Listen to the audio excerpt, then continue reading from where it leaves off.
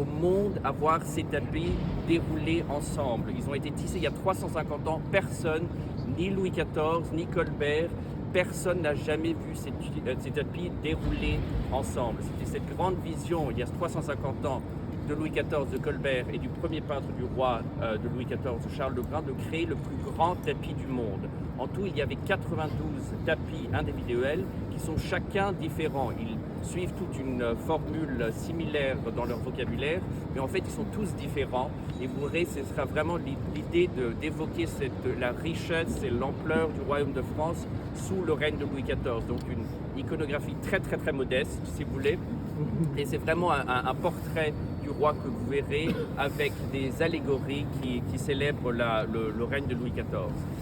Chaque tapis a sa propre histoire qui est assez mouvementée, que nous allons raconter dans les cartels de l'exposition. Mais ce qui était extraordinaire, ça a duré 20 ans de tisser des tapis. Et quand les tapis ont été finis, Louis XIV avait déménagé à Versailles, ne s'intéressait plus au Louvre.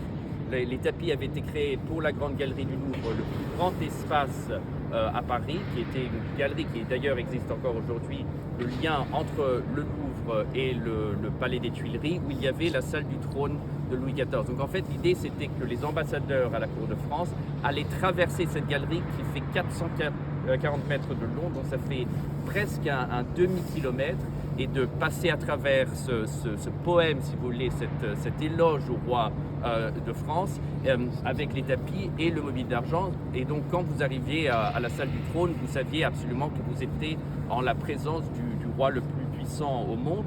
Et donc ça ne s'est pas fait, les tapis ont été tous tissés, ils étaient au garde-meubles.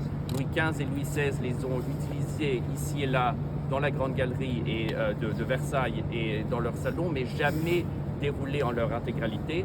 Et après la Révolution française, il y a des tapis qui ont été vendus et d'autres qui ont été utilisés dans les ministères du directoire. Et ces tapis sont en majorité perdus. Et la grande ironie, c'est en fait les tapis que vous voyez ici qui ont été sauvés pour l'État français, c'est pas grâce à Louis XIV, mais c'est à Napoléon qui en a racheté une grande partie et qui sont maintenant au Meublé National. Et d'autres tapis, et vous verrez ça quand vous reviendrez et que toute l'expo sera bien mise en place, nous avons une reconstitution de tous les tapis qui existent encore aujourd'hui, parce que c'est un immense puzzle, si vous voulez. Il y a des tapis aussi encore dans des collections particulières, dans d'autres musées. Au Metropolitan Museum à New York où je travaille, nous avons 3 tapis dont nous sommes très très fiers. Là, vous en voyez 32, mais vous allez dans cette reconstitution de ce puzzle voir les tapis aussi du Metropolitan Museum. Et si d'ailleurs, après avoir vu cette exposition et vous allez chez des amis à la maison et vous croisez un de nos tapis, signalez-nous. Donc,